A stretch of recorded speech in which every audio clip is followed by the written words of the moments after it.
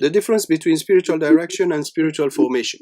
It's very important for you to know the existence of these two elements. Why? Because they're not the same.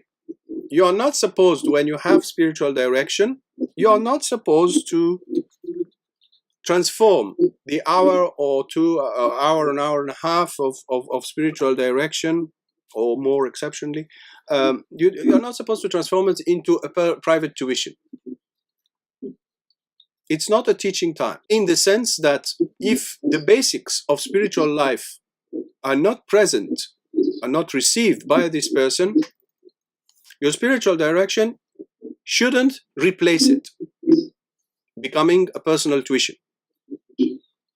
You have to invite gently when the time happens, if the person is open to it, etc.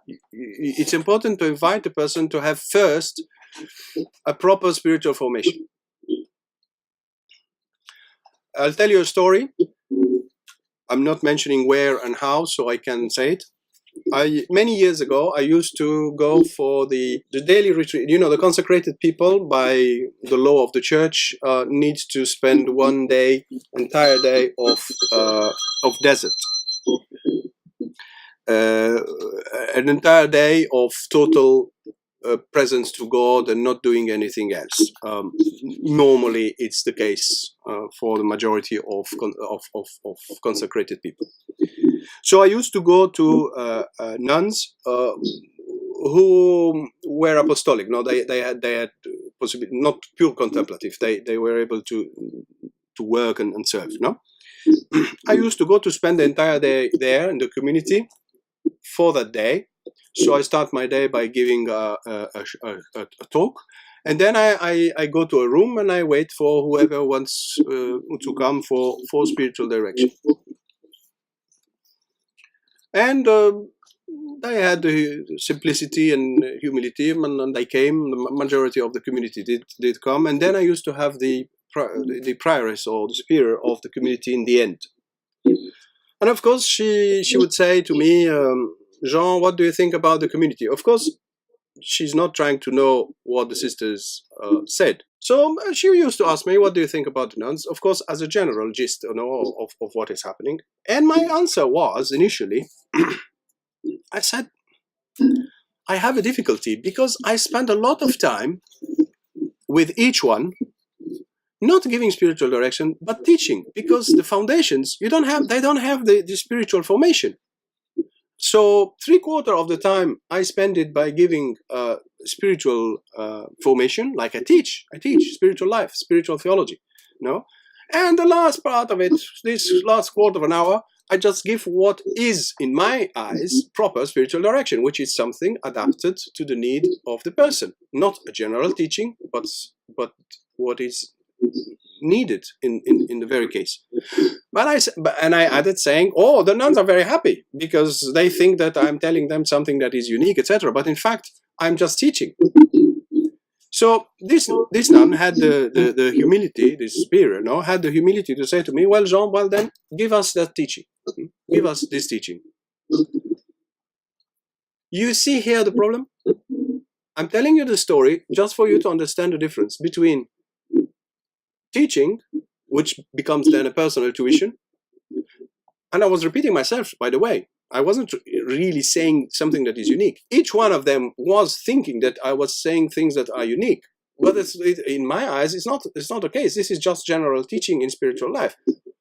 And I know that it's not there in many places. So there is a need in the church. There is a need in the church, a huge need in the church. And we are talking here about consecrated people, so imagine. So the nuns were delighted, but it was teaching, not spiritual direction. It's your job as a spiritual director to know the difference between teaching, spiritual life, spiritual theology, and giving spiritual direction. I'm not stopping you from teaching something in a short way, no, like I want to explain to you this, so you draw on a paper and you explain something, or you ask the person to read this passage or that passage. No, that's fine.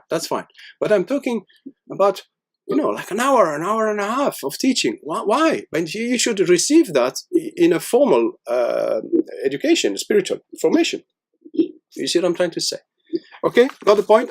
It does happen sometimes that I have a person who comes who thinks he or she wants a spiritual direction. Be careful.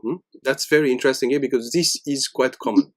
It becomes very clear that this person is ready to receive a spiritual formation, and therefore, instead of spending too much time in spiritual direction, I rather invite the person to go and follow a course in spiritual life, in spiritual formation. And then I say, then come and see me. Why? Because the spiritual formation will give you tools. Spiritual theology, serving spiritual life, becomes spiritual formation, teaches you how to pray, teaches you how to do an act of faith, teaches you how to practice Lectio Divina. What is Lectio Divina? Teaches you about the prayer of the heart, teaches you about discernment. All this is teaching. It's not spiritual direction. And the person doesn't know all that. So when the person will start to learn all that, what will happen? It will trigger the desire to implement what he or she is listening to or learning. Because out of mere curiosity, you want to see, does it work, yes or not? They taught me it's whatever, Lectio Divina, Oh, I want to see if it works or not. It sounds fun, I want to see, is it working, yes or not? I'm playing silly, But you understand, it's something practical. It's a practical teaching. Spiritual theology is a very practical knowledge, because it's constantly aiming to what? To tell you, to invite you, to show you what to do in order to grow. You can summarize it in this sentence. What is spiritual theology? It's to learn what to do in order to grow. It's not filling my head with knowledge. No. It's learning how to use a tool and use it, and then you start to use the tool. So the spiritual direction here comes after, in the sense that the person started to use the tool but is not using it yet well. So they come to see you your job is what? Is to see practically how the person is using the tool, and if they are managing the tool, handling the tool properly, yes or not. You see what I'm trying to say? So it's the result of the initial implementation of these tools that we learn from the formation. This is why I find it very difficult to, I'm not talking about you, I'm talking in general, and I will tell you another story, I find it very difficult to teach spiritual direction,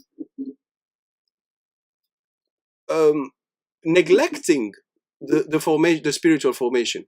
You can't do that. You have to have spiritual formation and as well spiritual direction. Many years ago, I think it was 1999, I was called to teach spiritual direction to one of the Catholic universities, not in the UK. So you enter, you have 40, 50 seminarians in front of you, teaching them spiritual direction. So I said, okay, good morning, everybody. How are you? Did you have any spiritual theology course on spiritual theology? They answered and said, no. You know what? I was stuck. It's like, how can I explain the implementation of tools you learned if you don't know about these tools? Because spiritual direction is to watch the implementation. Is the implementation functioning, yes or not? Is he using the hammer and the screw thing, or screwdriver, or the saw? Is he or she using them properly, yes or not? Is he holding it properly, yes or not? Or he hit his finger instead of nailing the thing? You see what I'm trying to say? That's your job. So you are on the implementation side, not on the teaching side. Do you understand what I'm trying to say? You are between knowledge and practice. You are placed in the middle. You are with the fourth gift of the Holy Spirit, which is this gift of counsel. So you finished all the other intellectual gifts, which is wisdom and understanding, knowledge, understanding. Then you are just in the junction between the mind and the will, which is counsel. Knowing, which is counsel is still an intellectual gift, but knowing what to do. So we need to let the word of God sink in the human being. So then you reach piety, fortitude, and the fear of God. There is an order in the gifts of the Holy Spirit, and the order is the functioning of the human being, by the way. So you are not placed on an intellectual thing, but you are placed on the implementation of something that you learn. Your job is to see, is it implemented properly, yes or not? Is it flowing or not? Is the grace of God flowing in this person because of what the person is doing in corresponding to the grace of God, yes or not? You understand what I'm trying to say? So I was stuck that day. I said, but I can't teach you spiritual direction because you don't know the foundations of spiritual life. So how can I speak about spiritual life, the implementation of spiritual life, if you don't know what is spiritual life? Very uncomfortable situation. You see what I'm trying to say? But you see the roots of you see the meaning of it. I'm not interested in the problem. I'm interested in what is behind it, which is what? The difference between spiritual teaching, spiritual formation on one hand, and the implementation of that, and the checkup. You are like a doctor who is performing a checkup, a health checkup for the person, and then a full checkup. No, this is your job, to do a checkup. So scanner, analysis, blood test, etc. Everything. It's your job, but it's not your job to teach the person how to eat. But it's your job to check, is the person eating, yes or no? You see?